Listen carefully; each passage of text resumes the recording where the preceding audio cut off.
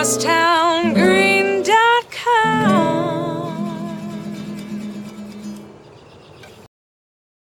Christmas Eve, and we've got this thing going on with my father and my whole family that is going to need to be addressed tonight. Yeah, so you're going to need a drink. There's something I just want to discuss with the whole family. It's about Dad. What about Dad? He wants to spend Christmas with us here at the house. All I want to be is with my family at Christmas. We're with Ed Burns, and we've just seen the Fitzgerald Family Christmas. And this is a really messed up, dysfunctional family. How autobiographical is this? You know, it's autobiographical just in the fact that the Fitzgeralds come from the very same place that the Burnses come from. You know, I did draw from, my family's world, our sort of how we deal with one another, our neighborhood. The film is shot 6 doors down from where I grew up. But sort of for the most part, the similarities end there. I mean, there are moments that I drew from my experience, some little bits of conversation that I pulled from actual conversations. But the bigger dramatic moments are just, either stories I've heard from other folks or just my, the fun of writing and letting your imagination do its thing. He walked out on this family 20 years ago. I told him he would never set foot in my house again, and I am sticking to it. So this is a very tense Christmas on screen. What was Christmas like in your house?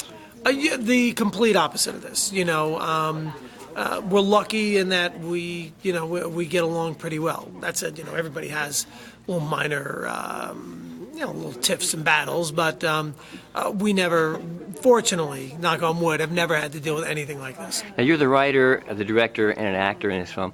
What's harder and what's the most fun? The thing that's the most fun is also the hardest, which is the writing of the screenplay. I'm lucky in that I love writing. I try and write every day. But it's tough to crack a story. It's easy to fall out of love. This year I've written started 5 different screenplays and put them down for that very reason. So it's hard to find a story that you love enough that you're willing to put in the work to A, finish, and then B, go make that movie. You've got one of the storybook romances in Hollywood. Is your wife, Christy Turlington, is she a critic of your work? Yeah, no, she's, I'm lucky in that, she's one of the first folks that I give the screenplay to.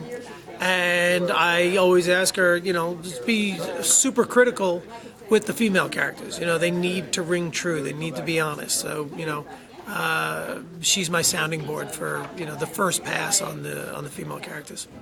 And do you give her advice on what to wear? Never. You're a pioneer of sorts in that, in terms of distribution, several of your films have gone straight to VOD. Is that the wave of the future? Is that kind of risky as far as it goes? No, not risky at all. Absolutely the wave of the future. Not for studio films, but for, small films like this. And the reason is, our audience is at home getting the same kind of sort of, smart, mature storytelling from, HBO, Showtime, AMC, FX, and they're watching those shows when they want to watch them on demand. And that's where they're comfortable getting this type of filmed entertainment. So we realized, well, they're not coming to the theater anymore for these movies, but we know they still like them. So why don't we pipe these movies into their living rooms? Here at MorristownGreen.com, we have a film festival every year for local filmmakers. You've made several films on very, very low budgets with one camera, right? Yeah. What's your advice to aspiring filmmakers? Now is the greatest time to be a young, aspiring filmmaker because, when I came up in the 90s, you had no option but to shoot film. And film cameras were tough to get your hands on and very expensive. Film stock was very expensive. Processing was very expensive. Cutting on film was very expensive. You can now shoot a great-looking film on a $3,000 Canon 5D, which I did. You can cut your film on your laptop. and you can get a great looking film. And the thing is, it's not going to cost you millions of dollars. So you can go out and make 10 short films with your buddies and learn how to make movies. You know, you can write the equivalent of the 10 short stories before you decide to sit down and write the novel. And that now is available to filmmakers in a way that, you know, really hasn't been the case prior. And that experience, what was the single most important thing you learned during that experience, making those films yourself?